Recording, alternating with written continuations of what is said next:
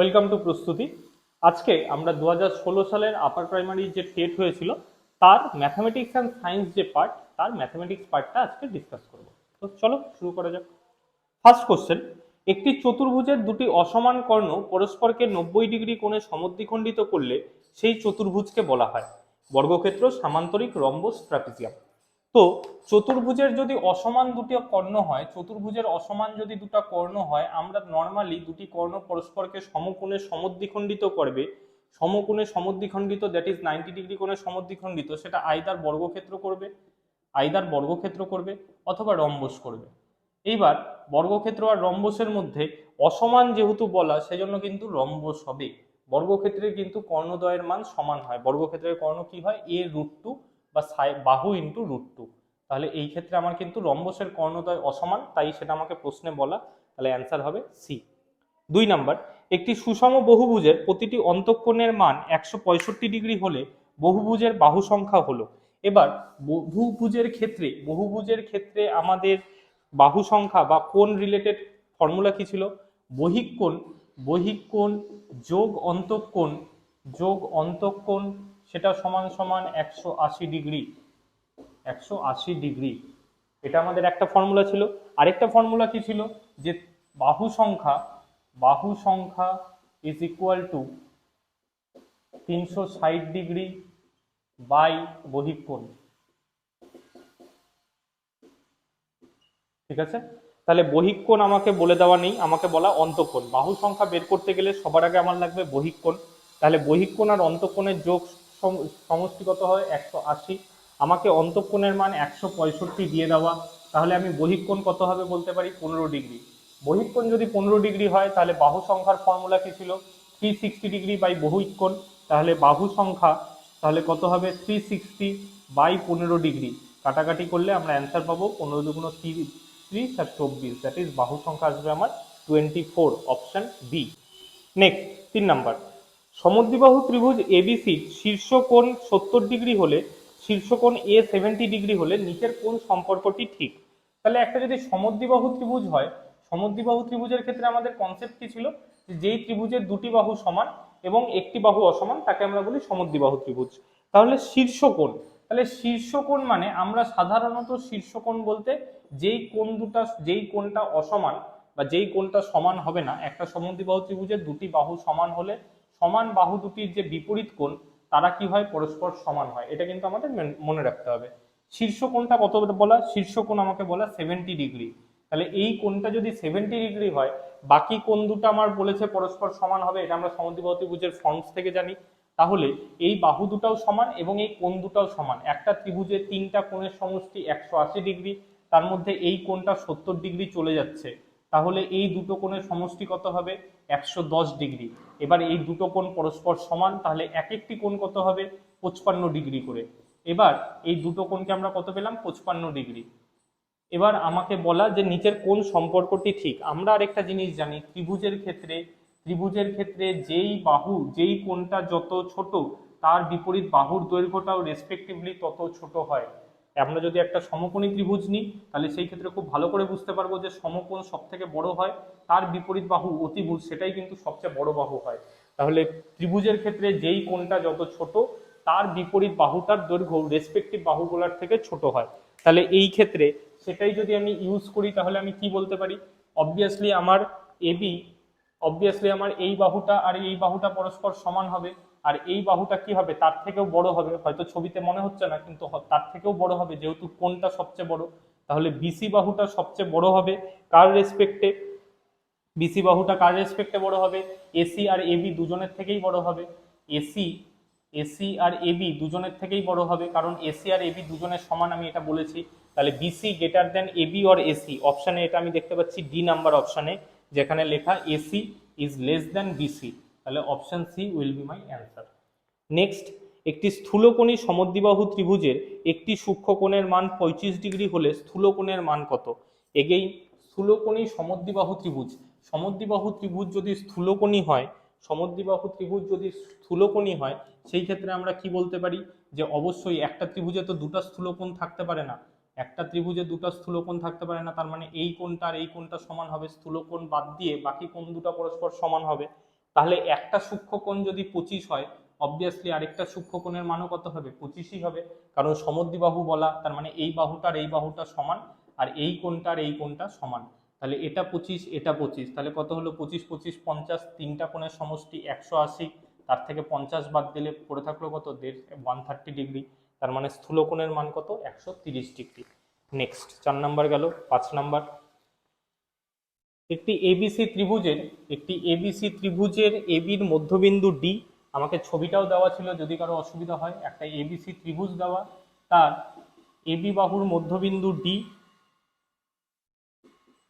AB বাহুর মধ্যবিন্দু D, এবং DE is parallel to BC. DE আমাকে বলা, ডিই সমান্তরাল বিসি। আর কি বলে দেওয়া? বিসির ভ্যালু আমাকে বলে দেওয়া 7, এই বাহুটা আমাকে বলে দেওয়া 7।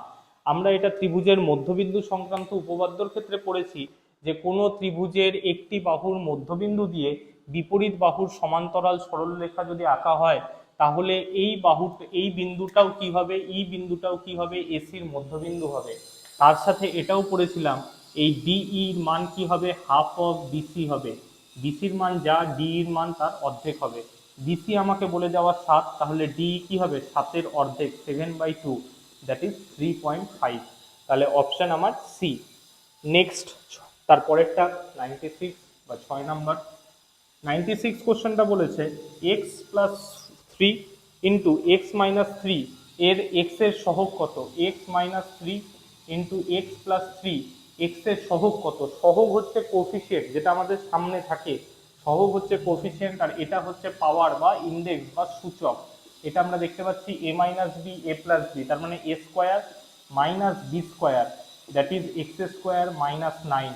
তাহলে এক্স স্কোয়ারের সামনে সহগ কত আছে? আমরা বলবো যে না কিছুই নাই, না কিছু নাই, না 1 আছে, 1 গুণ করলেও তো সেটাই থাকে। তাহলে এক্স স্কোয়ারের সহগ কত আমার? 1, অপশন এ 97।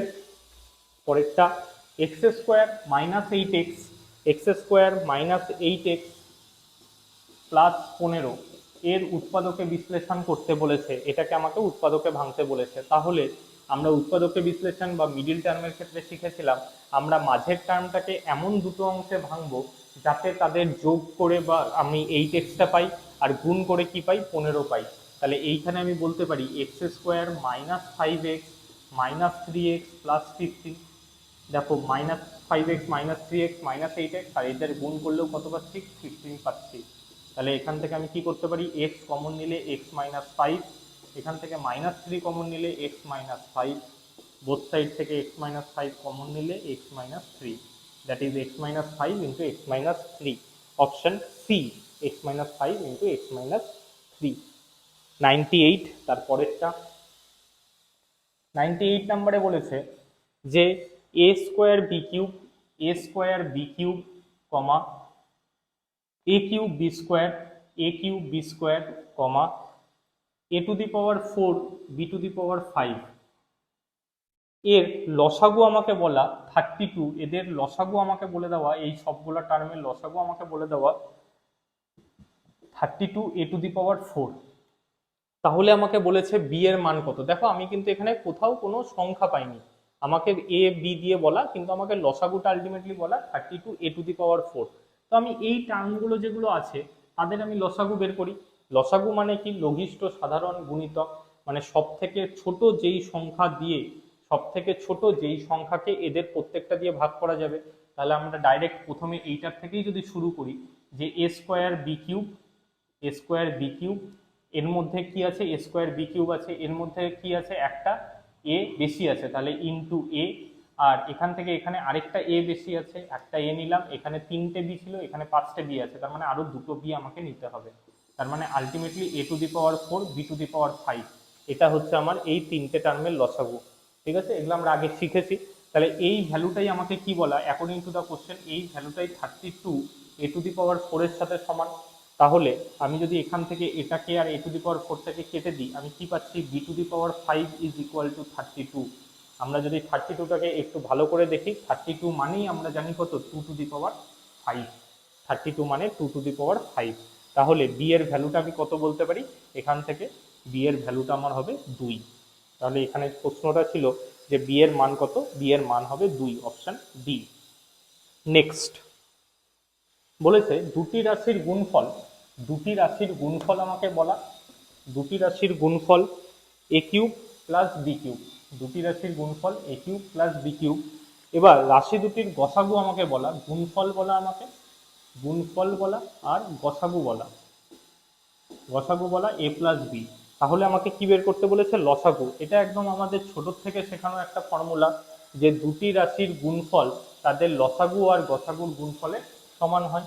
দ্যাট ইজ তাদের গসাগু ইন্টু লসাগু ইজ ইকুয়াল টু কি হয়? তাদের গুণফলের সমান, তাদের গুণফলের সমান। তাহলে আমার এখানে গসাগু কত দেওয়া? এ প্লাস বি। লসাগু আমি জানি না, সেটাই আমাকে বের করতে হবে। আর গুণফলটা কত দেওয়া? এ কিউব প্লাস বি কিউব। এবার এ কিউব প্লাস বি কিউব আমরা অ্যালজেব্রিক ফর্ম জানি। এ কিউব প্লাস বি কিউবের ফর্মুলা কি? উৎপাদকের সূত্রটা এ plus B into A square minus A B plus B square. আর এখানে কি পেলাম? এ প্লাস বি ইন্টু লসাগু। তাহলে আমি এখান থেকে ডাইরেক্ট বলতে পারি কি আমার লসাগু কত হবে? এ প্লাস বি কেটে যাবে, তাহলে লসাগু কত থাকলো? A square minus A B plus B square. তার মানে লসাগু হবে A square minus A B plus B square, option D. Next 199, 199 তার ঘন কত?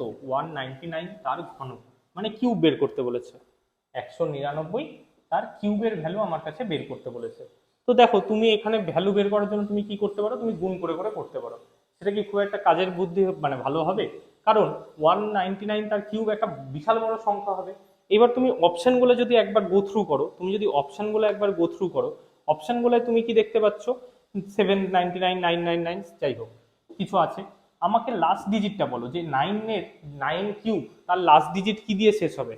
9 দিয়ে যদি কোনো সংখ্যা শেষ হয় তাহলে 9 কিউব, নর্মালি বলো 9 কিউব তার লাস্ট ডিজিট কি হবে?